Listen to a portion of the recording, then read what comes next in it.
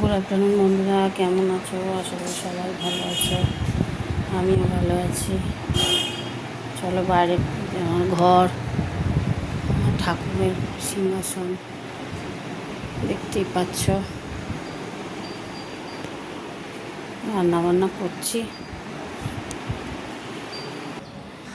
মেঘলা মেঘলা weather, মেঘলা মেঘলা weather আছে।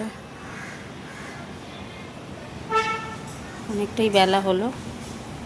রান্না করবো আজকে সোয়াবিন আর আলু দিয়ে সোয়াবিনের তরকারি করব। চলো রান্নায় ফিরে যাই, দেখতে থাকো কেমন করে বানাই। কেমন? চলো রান্নায় ফিরে যাই।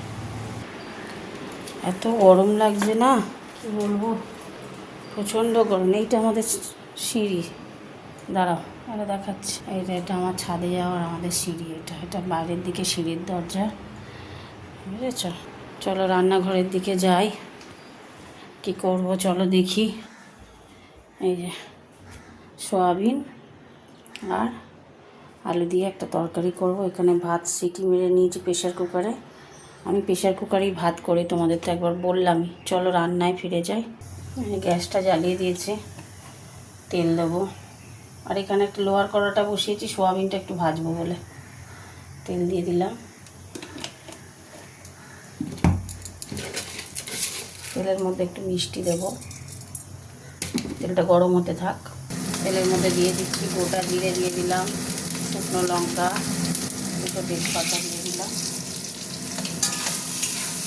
আর এখানে মশলা করার জন্য আমি নিয়েছি টমেটো, শুকনো লঙ্কা, এখানে আদা আছে, এই যে আদা, এখানে এই যে আদা নিয়েছি, গোটা জিরে, শুকনো লঙ্কা, টমেটো আর আদা, এটা মশলা করব। গরম হয়ে গেছে, আলুটা দিয়ে দিচ্ছি।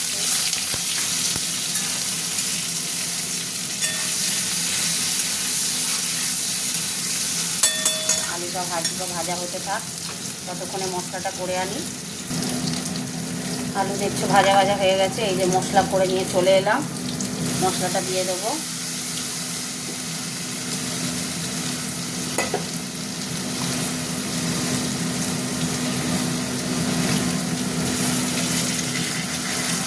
দিয়ে দিলাম, মশলাটা কষা হবে তো, এটার গায়েও কত মশলা লেগে আছে, এই জন্য দিয়ে দিলাম।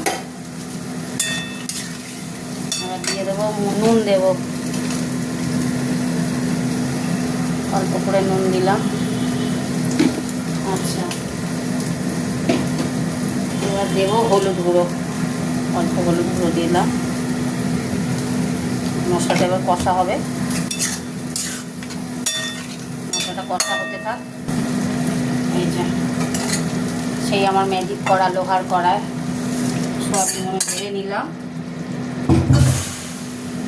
একসঙ্গে সোয়াবিনের সঙ্গে আলু কষা হবে। এখন মশলা কষতে দেরি আছে, তেল ছাড়বে, হতে থাক। মশলাটা হয়ে গেছে, মশলা কষা, তলায় লেগে যাচ্ছে। এবার জল দেব। আলু সিদ্ধ করা, সবই সিদ্ধ করা, তাই বেশি জল দেবো না, অল্প জল দেবো।